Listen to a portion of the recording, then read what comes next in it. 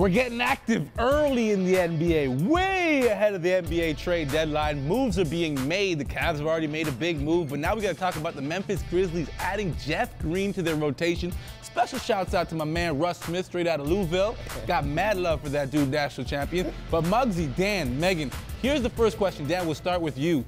Jeff Green, small forward, added to replace Quincy Pondexter on that wing ahead of Vince Carter for the Memphis Grizzlies. Does this make them a legitimate champion, or Western Conference, or even NBA title contender, knowing that they've got point guard in place and two of the best forwards?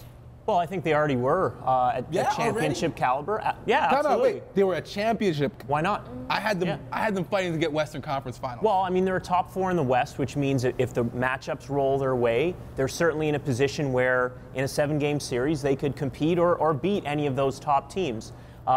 Jeff Green's a really nice player, an excellent basketball player.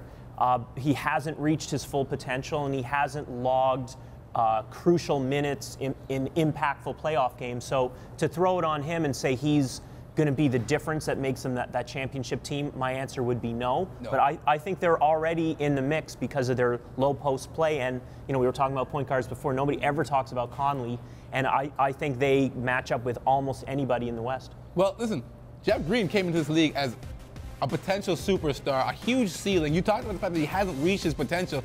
What if he potentially does somehow take a step forward? Is that enough? I think he does. I think he's almost going to be like their Jamal Crawford in the sense he's going to be the spark plug. Okay. He's already doing really well. He's got like 17 points per game. He did really well coming off the bench last night. I think that's someone that the Grizzlies need. And I think he's really going to bring that energy, and it's going to help get them, I would probably say, to Western Conference Final, definitely top 4. And I think that's something that they really needed on the Grizzlies. Muggsy, you buying or selling? Well, I'm buying in the simple fact that it helps them become a better basketball team. It gives them more scoring on the perimeter. Jeff is a guy that loves to get up and down the floor. Yeah. He can hit the outside shot, but also he can take the ball out of Randolph and Cassell's hand where he can put up some points.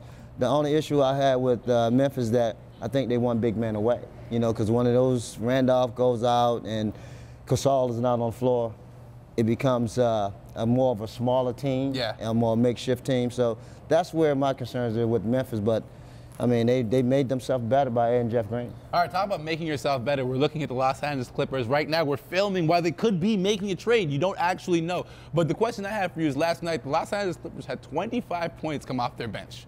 Jamal Crawford also scored 25 points for this team. And a guy like Nate Robinson, who was recently released by the Boston Celtics, is out there available. Do you see them making a move? Because, I mean, let's face it, there's a couple bodies out there that could help this group. Even Austin Rivers, the coach's son, I hate to say it, he's even out there if his name is floating around. Do you think the Clippers go out there and get active? Well, I think they get active. But my issue with the Clippers is not the reserves. No. It's the starters. Who are the starters? It's the Blake Griffin. You know, Blake.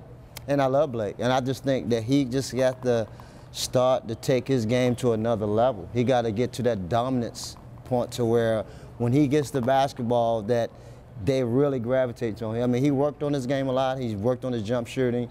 He's got a lot of great post-up moves down there, but the dominant factor, you know, when it's time to need a bucket, he got to be that guy to throw me the ball and go get him that bucket, or bring that attention to him to find someone. Right now, I just see the finesse-ness and not the dominant side of him. All right, now, just if you guys don't know, the person responsible for Chris Douglas Roberts' haircut and short selection is his personal stylist, Megan Ann Wilson. So I'll throw it to you two guys now.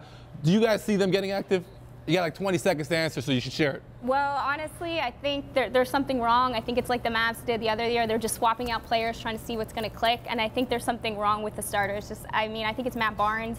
He's been really distracted. He's kind of been all over the place. Too much reality TV going on in his life. Hello, Minnesota Timberwolves. It's me, LA Clippers. Is Mo Williams available? I saw him score 52 points the other night. We could really use some of his instant offense over there. Shouts out to Alabama's Mo Williams. Hey, listen. Still more to come. This is The Hangout, Canada's home for talking hoops. And on the other side of the break, last week, we broke down the fact that Kyle Lowry and my man Butler were getting robbed on their All-Star voting. We got to talk about who else is getting robbed in the All-Star voting. We got to talk about the Gasol brothers. So much more to come. We're kicking it at the ACC on The Hangout.